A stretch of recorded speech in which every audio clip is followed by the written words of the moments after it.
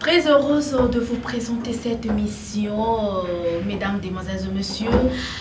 Bonjour et bon dimanche à vous tous. En tout cas, je sais très bien que vous êtes très nombreux en ce moment devant vos postes téléviseurs pour suivre votre émission préférée. Donc, un rendez-vous dominical, un rendez-vous à ne pas manquer, à ne pas rater chaque dimanche à partir de 11h juste. Et la rediffusion de cette émission, vous le savez tous, tout le mercredi à partir de 13h. Voilà, Betty Massémou, la star, la journaliste internationale et professionnelle, là toujours pour vous faire un bon travail. En tout cas, merci pour vos soutiens, merci surtout pour l'attention particulière. Salutations déjà à l'équipe technique, une équipe très costaud. Là je vois déjà mon frère Steve Kanza, le professionnel. Donc mon frère, en tout cas merci beaucoup d'être là, bien que la semaine passée au soleil moi garamé. Donc aujourd'hui, en tout cas, merci, je suis vraiment très contente, je suis très heureuse, hein? Donc I'm happy. Voilà, merci beaucoup déjà à mon réalisateur intelligent, papa Claude Diasono, hein? Diasono, hein? Donc voilà, il faut le bien. On est dans le Congo, hein? Donc voilà. Merci, c'est l'ambiance de l'émission. Donc bon dimanche déjà à tous les téléspectateurs. Et donc vous le savez très bien, Betty Massé, on a Sabino, ambiance, gaieté. Donc Astar, une émission, il y a Star. Donc Asoro l'équipe qui osa Star. Donc aux à la pasteur, aux à la musicien, comédien, porte-parole. La porte est grandement ouverte pour vous tous. Aux à la même, aux à danseuse. Donc venez, la porte est grandement ouverte. Betty Masengu, anytime, sobo bengi. Donc aux fans d'Arana Kitty à Star. Donc voilà, nous commençons déjà notre émission avec beaucoup de joie, beaucoup de plaisir. Super salutations à l'ingénieur Dave Moubama, notre Dipro, hein, le papa de Joyce Davlin. Coucou à vous. Et je pense aussi à notre directeur de programme, notre directeur commercial, hein, donc notre directeur commercial Tata Mapassa Claude Boukaba. Donc bon dimanche à vous. Bon dimanche aussi à notre cordon Aristide Nzapala. Donc salutations à vous. Et je pense aussi à donc le maestro Abedi Kiala. Donc maestro, donc salutations à vous mon frère, salutations aussi à notre DG là où vous êtes, de gros bisous à vous si je peux le dire ainsi. Donc bon dimanche à vous et bon dimanche à notre boss, il y a mon héros, héros dans l'ombre. Et donc voilà, biso photo mon arabe, Betty Massé la star, hein? Donc mais côté on quoi. Maman Kati Bakissa, de gros bisous à vous maman, je vous love. Donc I love you so much my mom. Donc maman Kati Bakissa, la fille de l'apôtre Léopold Mutombo Kalombo, na ministère Amen, na ministère Amen Nyonso, bon dimanche nabino. Voilà. Et l'émission commence déjà, serrez bien vos ceintures parce que bientôt nous allons décoller. Donc voilà. Et aujourd'hui, je pas mal d'invités. Hein? Donc, invité Baza et Belé, Bamsous Baza en cours de route.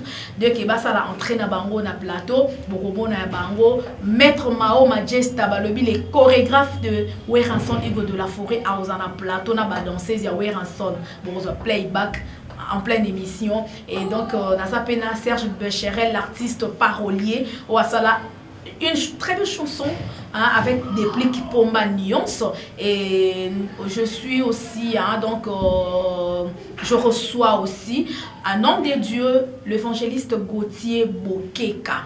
Un peu qu'on parlait par rapport à Moussala Oyazosala. Et en plus de cela, actualité, l'actualité nous oblige, l'évangéliste a sali service pour Namboka. Et en plus de cela, Azawana, pour appeler sa message aux Nzamba lié pour Namoko Nzambo Kanabiso.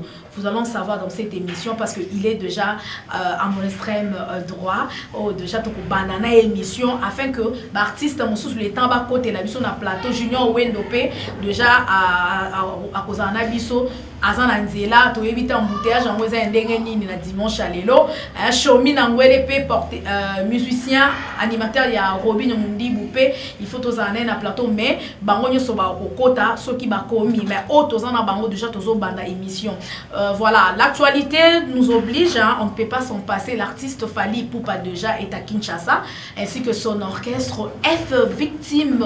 Bien que balobi, quelques musiciens bakimi, banani bakimi.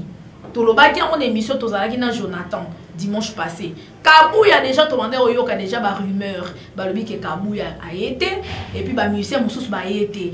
Alors sauf imprévu parce que tozaki déjà rendez-vous na artiste Fally, faut pas comme la biso awa, ambassade bourgeois donc to éviter erni na kokoma. So qui a commis à Ozalape na plateau mais so a comité dimanche prochain tozana bango awa na plateau afin que to yeba ba artiste ou on a bakimi ponanini. Donc voilà. Déjà je suis avec l'évangéliste Gauthier Bokeka qui j'ai dit bon dimanche.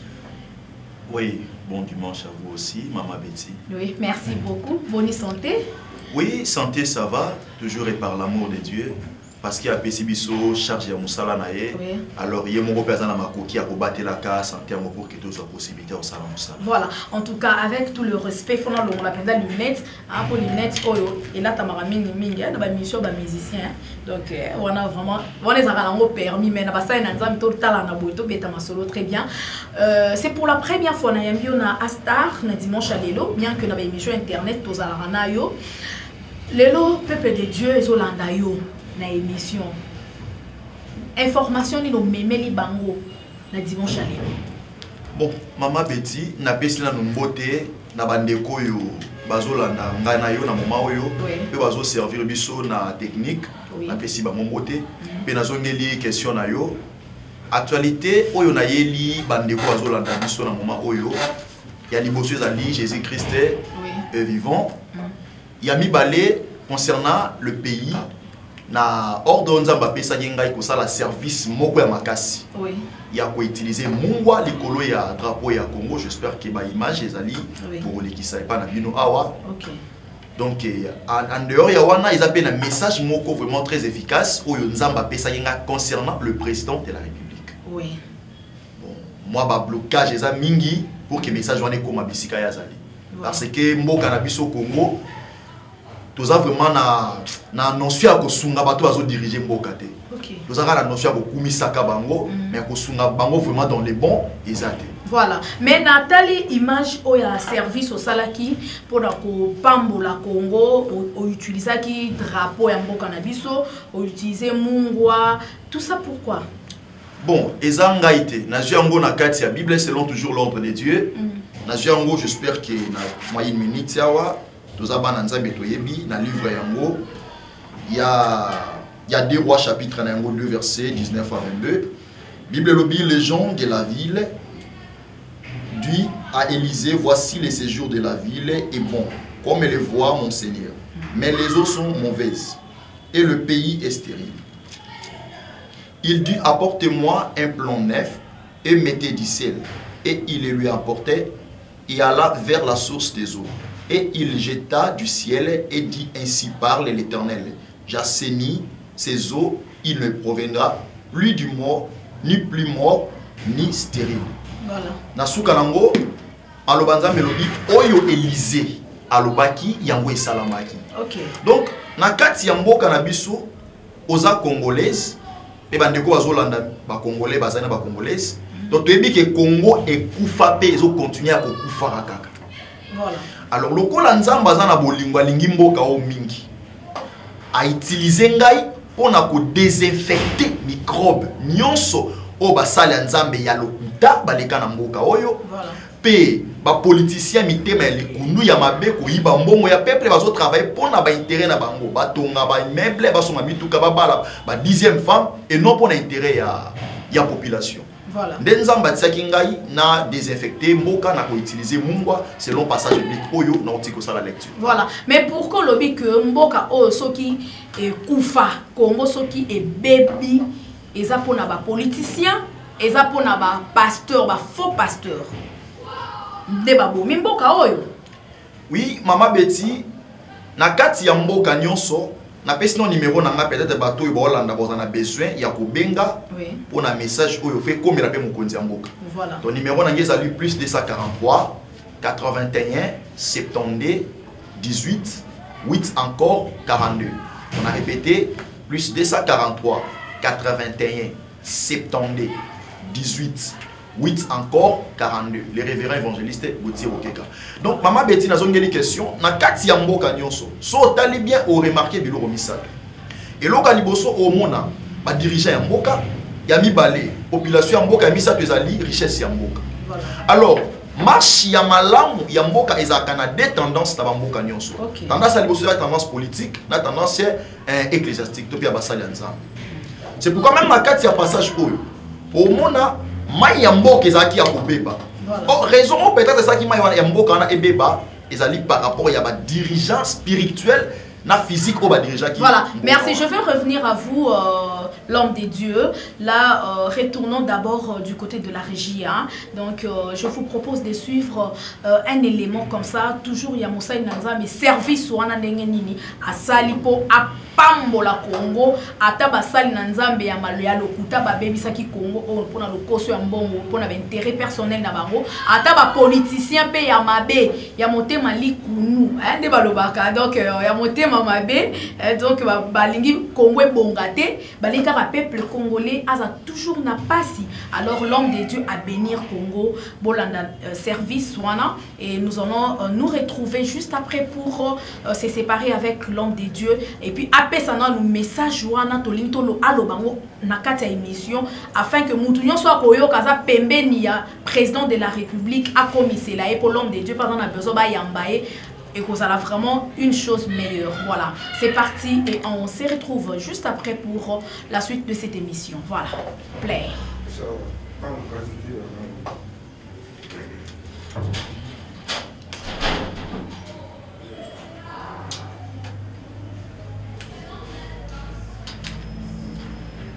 Majesté Tania benginga trop hein.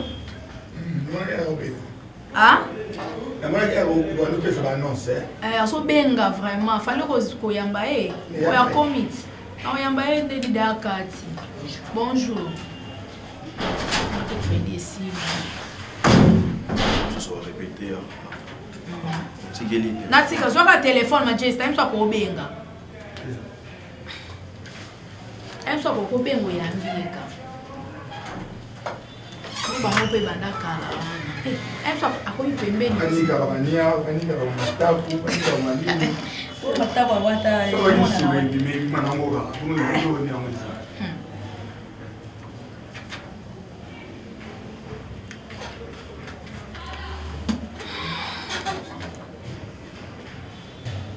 Trois, 2, 1, 0, action. Et voilà.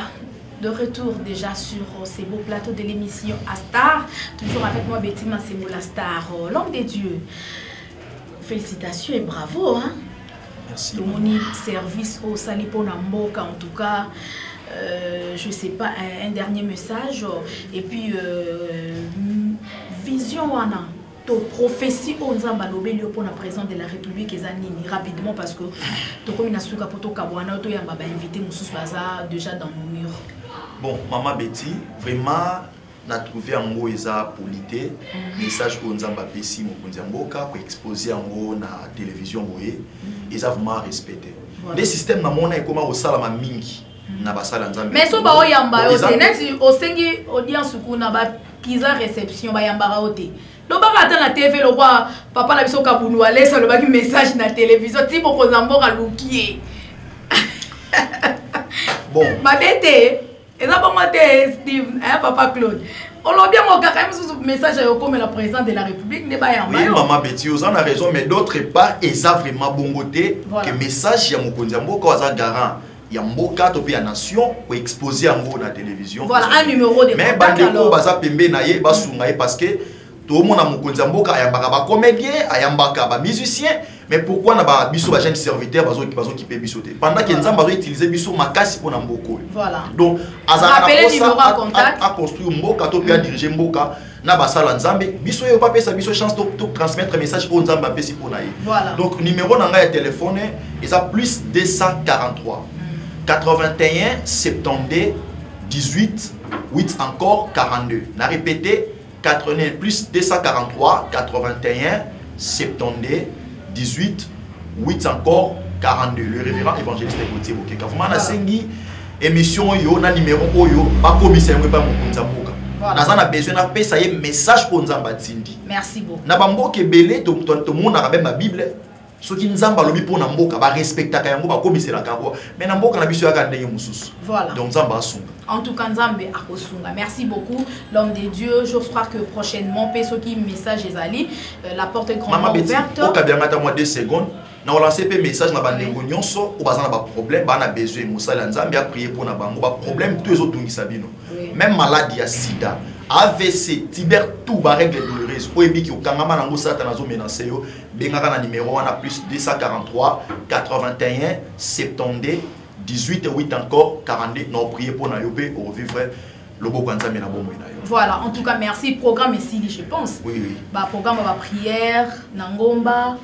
Oui, programme à prière Nangomba, ils ont continué toujours, ils ont les cas chaque jeudi, du Salamaka à partir de 6h jusqu'à 12h juste au Clotiraka, même avant les cas na nini na kene ba programme mususu.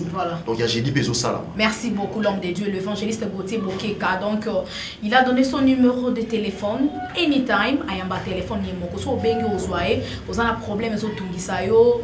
Moussa Nzama bonde la Nzambe na ye asalela yo pour témoigner obeyika na numéro wana et bande kopé boza pembeni ya mokonza mboka boko misaka message s'il vous plaît en tout cas vous allez bien Moussa Nzambe azana besoin a komisa message na président de la République donc ezala kate boko ma reviser te wana kaka azana besoin mbongo eza bongo te pour ba pasteur bokena royamba bango ba bokena kokotsa bango pas président de la République ebele bazotambola malamu te donc voilà et on ça va vraiment bien merci beaucoup papa Claude Diasono merci Steve Kanza donc la joie Amado Pichou na l'hymne national maman aussi ma fondation Betima Sengu donc encore et toujours na kata France voilà champion Kaye no kwa bana donc na kata Kenya babi Machenda Chalère donc Blaise Kava salutations à vous bon dimanche. Vous êtes bon dimanche aussi à Noël Kikiani, papa na Victoria Noël na kata à Londres et donc bon dimanche aussi à Staïdi Benesha madame Bakadila na Ben Bakadila bébé Voltaïel coucou à vous Poupougnou et voilà merci beaucoup babi aïe donc Bilengia news de Bilengia Astar news de Kindezarana na site na donc na Libanga TV bo s'abonner pe na chaîne wana et pour news de kin wana yango wana eza awana kin Astar donc chaque dimanche na Access Télévision la chaîne de l'excellence. Je suis avec mon invité artiste musicien Serge Becherel Serge Mbakou Becherel balobi kanangai donc bonjour Serge. Bonjour maman Betty. Bon dimanche. Bon dimanche, merci beaucoup. Merci beaucoup en tout cas. Félicitations hein. Merci. Vraiment.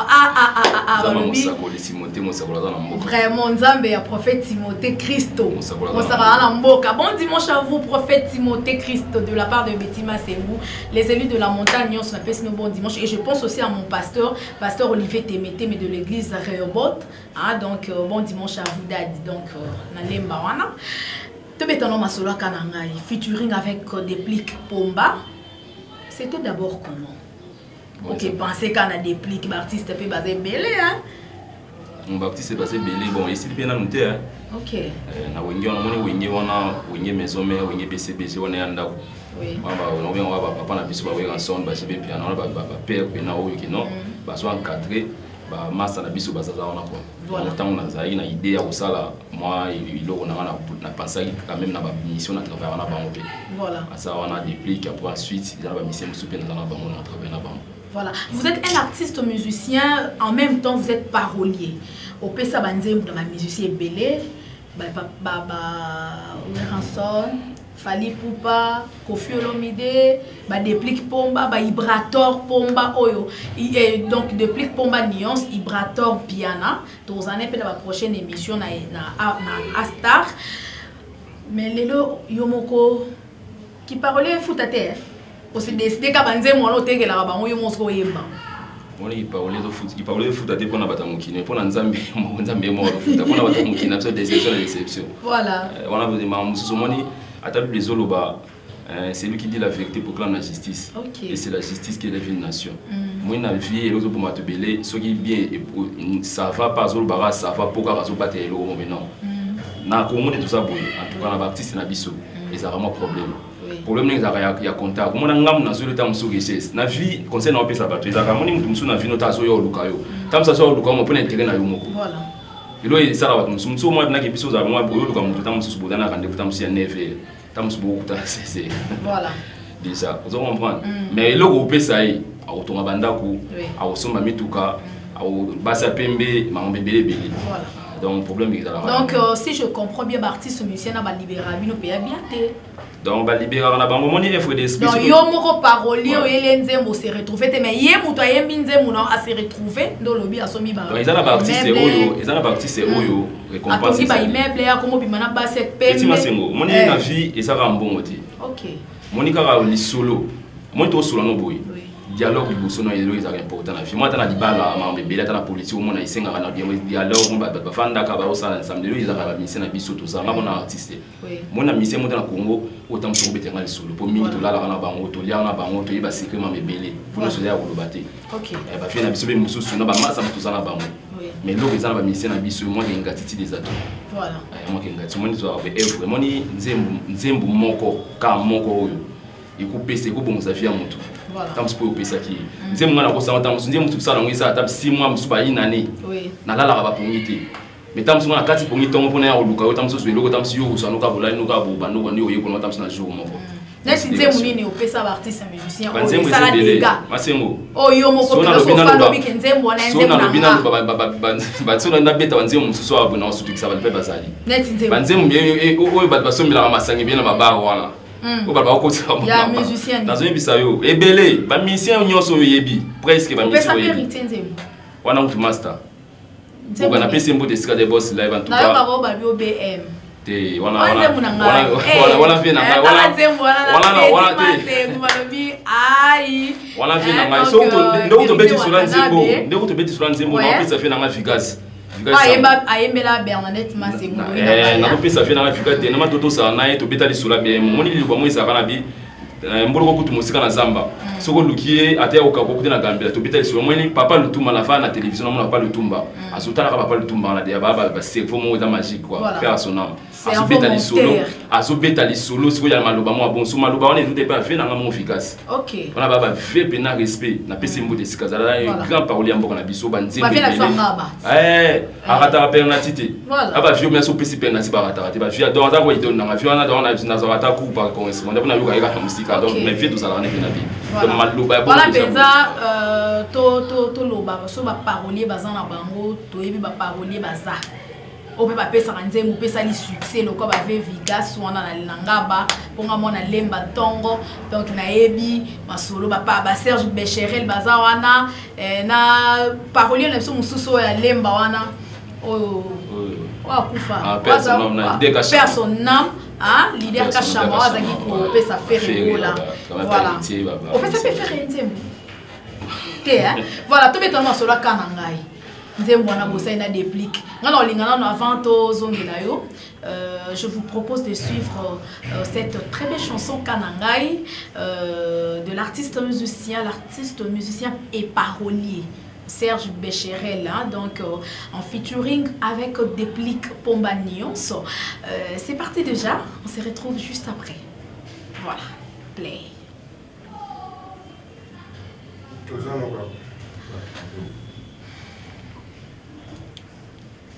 3, 2, 1, 0, action. Kanangai, artiste Becherel, en tout cas. Betano li solo nanu. Oye na nzembo, Déplique ayembi, toye pa bakisi ba mayele na ye. Na opesa na mbote Pomba Nuance, wana za de master, comme de famille, tout ça là tout le temps quoi. Ngala ina nzembo. Moi nzembo na mutu boye, moi j'ai mon féliciter parce que ala na c'est vraiment ils ont marché. Donc nzembo na tikala ko ngoti. Aya ko na studio. Dans la salle de mamtou, nous avons des composition, arrangement, donc la mélodie belle va claver, on a tout, donc presque ça, on a 9%, il y a blonga dans la salle quoi. Il y a Icarano, la PC va partir, il y a Wemba boya buki ndo mo banzele kene ngona. Na ba banga musupe boya ute ba ninga ba Londres yebi ndenge za la isa. Tous on en live. Pour babi au studio bongisa mungongo. Est-ce que babongisa kinzemboyo?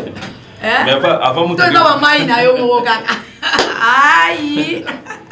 Voilà. Atakizia secret. Jamais fumi akolanda mungwa yo kunolandi nani beti masengo ye. Atakizia secret ma. Jamais fumi akolanda mungwa yo kunolandi nani Théophile Mungange. Ngonga ya benda kabandimi bakota na ecclesia. Kasi ye moko kutupa ye kelile wo wasambela kate. Neti mono kwate yo tout le temps ko benga kanga mon amour.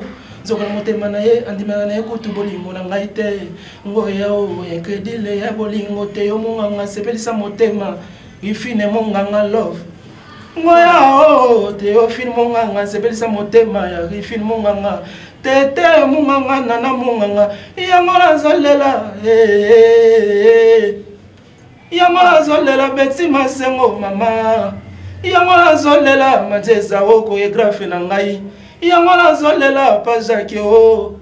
Voilà, en tout cas, babi yangola zolela beti masengo. Ce qu'il faut pas savoir mingi la star, la journaliste internationale. Aïe, voilà. Moni ninga meto moni nzembo wana ya maloba mo boye. Eza na vie mo boye. Ya Congo beti masengo na otanga kombote. Voilà. Funa s'autorisation pour la vente en commun, il y a un patron monene. Mais concernant vraiment ça, si on est Congo, toi, tu m'as bien au final absolu, tu m'as bien à sachet, on a passé la tasse à tel moment quand on a vu on t'aime pas beaucoup. Non, on a ça. Comme tu le bango, Félix Massé quoi. Boss, mon gars, Maluba, on a attaqué les secrets, jamais fait on a l'amour, vient à Yuka, vient à Boissoula, ce qu'on tout ce qu'on peut dire, sur Bazara, il va bosser, on va boire et puis ah, puis tu Maluba, comment ils ont résolu, mais ils ont résolu musique. OK. Après ça, moi, il pourquoi il va s'épeler ça, mais si les lois t'ont fait la soirée. Voilà. On a pas méla encore. Tu vas méla maï. Vraiment, on a méla déchiré. Eh, voilà le bien. Là, ça m'a mis ça, ça comme moi, mais tout ça bien. Voilà. Mais à part des plics, toi qui sont ça la featuring na Ibrator. Ouais, non ça c'est une Ibrator. C'est pourquoi ma featuring au boy na obima yo moko ne ka bosser à loba pela sa mongonda. Yo linka obima na ba moto abaninga.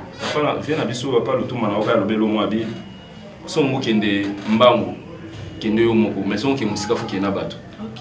Ezati po Jésus notamment na ba po 12 apôtres, il est d'ailleurs incapable de ça mamno sur la sala wana. Moi son atama ya aussi melamba luka ilamba pierté, aluka ilamba Jésus. Donc autant mona bat na sima ingolo bateke non surtout kena bato ingolo baté non. Muto malamu azana posa katambola na bato. Donc atu non sana ba noko ezali no bateke na zala incapable. Ingolo bakaki non na yibi o ngana osana ipa po ya fusion. Parce que mon toit dans la fusion dans la provision. Donc fusion dans la tinda qui non a ça la bon pour les provisions dans le lobby et au gardien la bande on a soigné la salle. Voilà, merci beaucoup à quand disque Robima et puis programme Asuka les années numéro contact pour on va dire soutenir yo et surtout dans la studio ba rose on ndengeni ba oba na besoin son ba chanson et puis ba quelques dédicaces na kati ya single na yo. Déjà na fana qui non on peut ça dans le cosmétique quoi. Boss ici le loup n'a pas simbo de Sigazali asa mon topé en tout cas soutenir ngai na biki oli cosmétique et ban déjà donc ba tout ba dans ba problème ba tampon ma bébé donc ming oli cosmétique quoi boss n'a pas simbo de Sigazali quoi pour la numéro de contact plus 243 89 51 87 612 plus 243 89 51 87 612 moi ma banga pour moi nazana sala ba nzembo so ba publicité moi ba mariage ba nini anniversaire on sala ba peki ndanga pela ninga miki na so ba contact mon na ninga poto na ça moi nzimwa mariage pour beton ma soso et dans un posa mo ba blo mo bongo contact ka belé to sala ma so ndenge ça va. Voilà, merci beaucoup donc c'était là Serge Becherel Mbaku, donc l'artiste, musicien et parolier. Donc merci beaucoup et on va se séparer avec cette chanson de l'artiste Weranson Igo de la Forêt. Question pour nous de faire entrer déjà Maître Mao Majesta ainsi que ma danseuse Nayo Atambolina Bango pour mettre un peu ko beta no ma solo est formidable to beta ma solo Mao Majesta no mona na teke na wapi. Il paraîtrait que à cause de la prison. Est-ce que Maître Mao Majesta Kenda qui prison? Toi Kenda qui prison t'es. Soka Kenda qui prison. C'est pour quelle raison? Vous allons savoir dans cette émission parce que il est déjà là donc on va inviter les mais pour tout cas on a tous un clip à Weranson quelques dédicaces pour ta dimanche. Moi bambote rapidement Serge Becherel. Kesimbo tona ben ngombo japonais bilambe belé misoko tamionken vitesse Vinien Lusanga, Beni Moulopo, Ozias, na pesi mouti na bamasa nyonso, Yves Golba, staff na nyonso, bana lemba, Christian Mignon, Ikalakamba. Donc c'est ça quoi. Voilà, en tout cas, bana lemba balobi Kansas City ne tombera jamais. Bana lemba la bosse autant ngaba. Bana makala quoi. Merci bana. Pesi bana wenge nyonso maître Mathieu na ebisio makolo. En tout cas, merci bana tout le 24 commis de Kinshasa, Betima c'est vous love grave. Donc il y a pas ya des ndala mokonza mabele balobi Roger Chita le célèbre. Donc libanga na ya mwana, merci beaucoup mon frère balobi Betima c'est vous soutien moko super quoi. En tout cas very nice. Donc merci beaucoup à vous. À Star toujours ba ben part oh balobi moupe pasika aïe bon mais ça nango quoi. Donc merci beaucoup. Voilà, c'est parti avec la chanson de Weranson Iko de la forêt. Donc Yangiama balobi formidable toujours. Merci beaucoup. Let's go now. Voilà, play. C'est bon.